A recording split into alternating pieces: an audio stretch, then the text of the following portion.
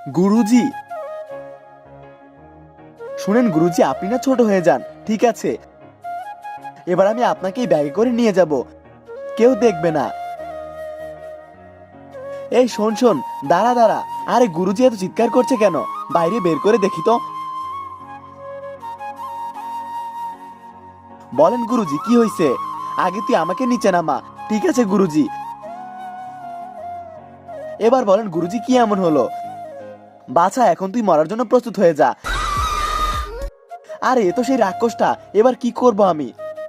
বাছা, এবার তুই মরার জন্য রেডি হয়ে যা। গুরু, আমি একটু আসতেছি। তার আগে বন্ধুরা, তুমি যদি শয়তানকে ঘৃণা করো আর মাকে ভালোবাসো, তাহলে ভিডিওতে লাইক করে চ্যানেলটি সাবস্ক্রাইব করে দাও। কোথায় পালাচ্ছিস? আজকে তুই বাঁচতে পারবি না। এ তো আমার জীবন নিয়েই ছাড়বে। এবার তো আসল গুরুকে ডাকতেই হবে। গুরুজি! কিরে, কি হয়েছে? কেন ডাকলি আমাকে? গুরুজি, ওই রাক্ষসটা আমার পিছনে পড়ছে, তুমি ওর একটা ব্যবস্থা করো। তাই নাকি? ওই রাক্ষসের এত সাহস? এই যে গুরু, চলে আসছি আমি।